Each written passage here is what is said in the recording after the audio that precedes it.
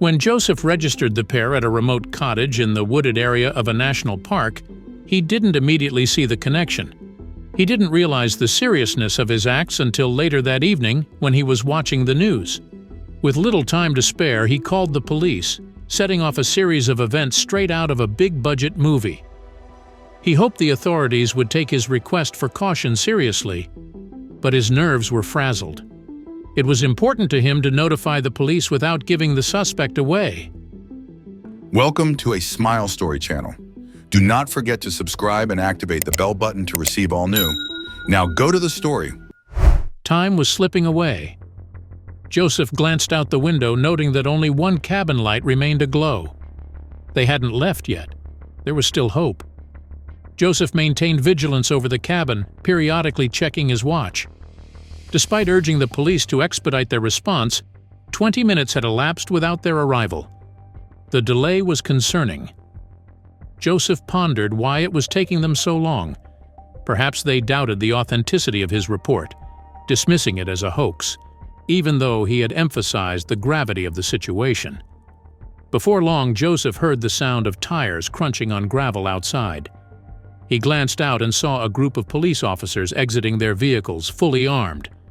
A sense of relief flooded him as he stepped outside to welcome them. He exchanged words with Detective Watts, the leader of the team who had dedicated weeks to the case. The end was imminent. "Detective, they're still in cabin 20. I've been keeping an eye out. Please don't let him slip away. I have a daughter. I can't fathom her going through this," Joseph implored. Detective Watts expressed gratitude and assured Joseph that they would handle the situation cautiously, emphasizing the need for utmost care in their operation. The police acted with speed and stealth, ensuring minimal noise to avoid alarming the man. Joseph observed intently from the window, holding his breath as Detective Watts advanced toward the cabin door, illuminated by the still burning light inside. Joseph glimpsed the outline of a figure. With a swift motion, the police breached the door by force. Joseph, a resident of Portland, Oregon, aged 55, lived with his wife Amy and their two children, Joey and Allie. Occupying the role of caretaker and park ranger at Mount Rainier National Park, he found profound joy in witnessing the splendor of nature each day. Joseph was responsible for maintaining order in the park, ensuring that all visitors adhered to the recommended time limits for their stay. However, exceptions were made for those who rented cabins for overnight or extended stays. Tucked away in the woods, these cabins required a hike of several miles, or in Joseph's case, transportation by ATV. The cabins typically hosted enthusiastic hikers embarking on multi-day treks within the park. These adventurers used the cabins for overnight rest, allowing them to rise early and resume their journey the next morning. Joseph was familiar with the majority of these hikers, given their frequent visits. Yet it wasn't until later that he crossed paths with an unfamiliar and peculiar couple. One bright day, the park bustled with hikers and families seeking solace in nature. Joseph reveled in the lively atmosphere, often joined by his wife and kids on weekends to embrace the park's offerings. Little did he know, his day was on the brink of a significant change. Joseph was minding his own business, doing some admin work in his office, when he looked up. A man and a girl stood by his door. He got a fright because they just stood there saying nothing at all. "Ha! What can I do for you folks?" he asked. The man just looked at Joseph in a strange way. Yeah, my daughter and I would like to rent one of the mountain cabins, please," the man said. Joseph smiled. He thought about his own daughter, Allie, who loved the outdoors just as much as he did. "Sure. How long are you guys staying? You might want to stay for the weekend. I've been told that the sky will be very clear tomorrow night, and you'll be able to see all the stars and planets." "Trust me, you don't want to miss that," Joseph advised. However, Joseph could see the look on the man's face. He was not impressed by Joseph's pushy behavior, and Joseph could tell he had struck a nerve. "Yeah, we don't know yet. We'll play it by ear. If we stay longer, I'll come down to your office to pay up," he said in a gruff voice. It was then that Joseph witnessed something odd. The man's daughter just stood to one side while the man spoke to Joseph. She had a sad look on her face, as if she didn't want to be there at all. At the time, Joseph didn't think anything was wrong. He knew what it was like to raise a teenage girl. They were always full of moods. The man paid for the cabin, and Joseph handed him a map. The duo made their way into the woods on foot. Joseph watched them walk off and saw the girl look back at him. He waved in response. She waved back at him, not taking her eyes off him until they disappeared into the tree line. Joseph had no idea that his day was about to get very complicated indeed. At the end of the day, the park eventually, Joseph closed up and made his way to the cabins. He was on duty that night and climbed onto his ATV to reach the cabins before nightfall. When he got there, it was very quiet. He made his way to his office, where his wife Amy had packed plenty of food for him, knowing he would be working day and night. He sat back in his chair, took out his food, and turned on the small TV in his office. Joseph liked to stay informed and kept the TV handy for news updates.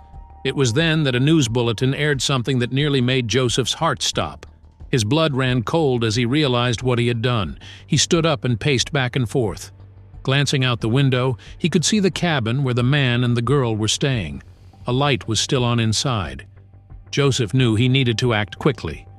He was certain that what he saw on the news was a serious case, and he immediately called the police. After making the call, Joseph sat with his head in his hands. He couldn't believe he had missed all the signs. What he had assumed was a father and daughter spending time together was actually a kidnapper and his victim. No wonder the girl had looked at him so intensely. She was discreetly asking for help, and he had missed it. How could I have allowed this to happen? He thought, his mind racing. What if it was my daughter? Joseph was beside himself with emotion.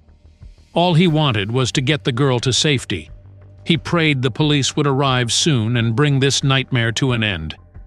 Peering out the window again at the cabin, Joseph prayed the man wouldn't leave. His mind raced as he anxiously awaited the police. Every passing second felt like an eternity. He regretted not being more observant and not picking up on the subtle cues that something was amiss. The weight of responsibility pressed heavily on his shoulders, and he couldn't shake the thought of what might be happening inside Cabin 20. Outside, Detective Watts and his team carefully orchestrated a silent operation. They understood the delicate nature of the situation and the potential danger lurking within the cabin.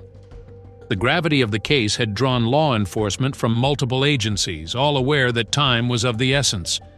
This man had been on their radar for a long time, and the operation required precision.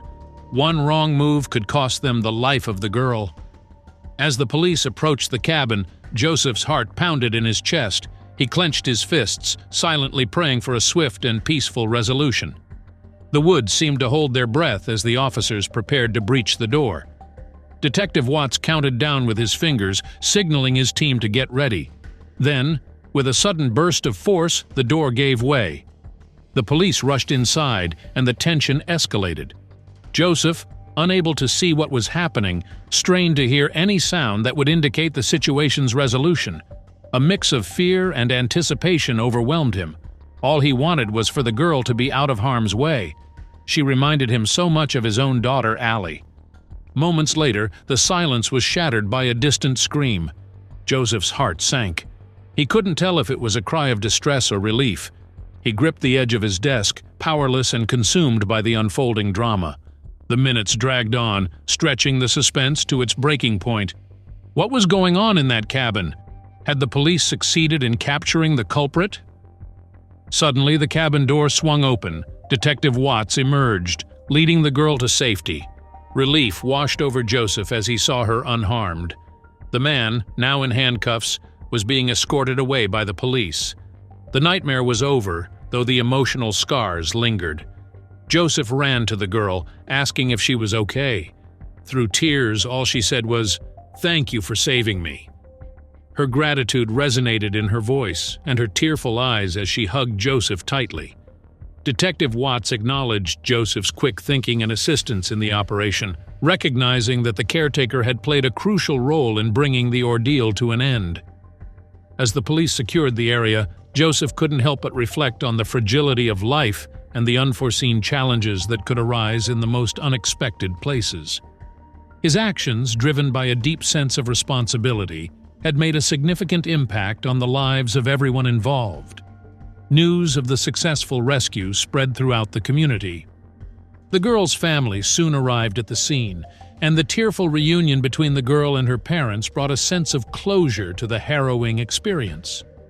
Joseph, still grappling with the intensity of the situation, found solace in witnessing the strength of familial bonds.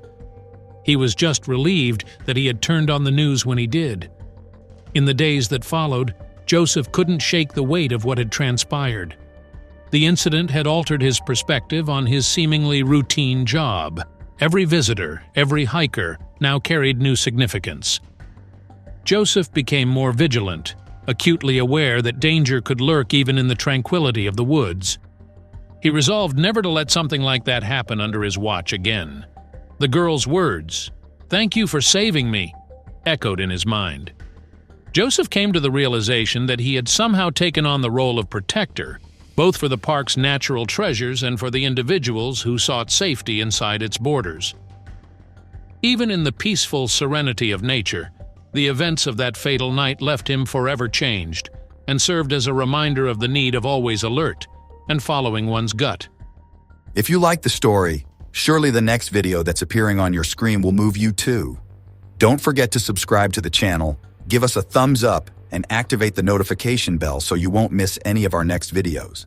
A huge kiss, and see you in the next story.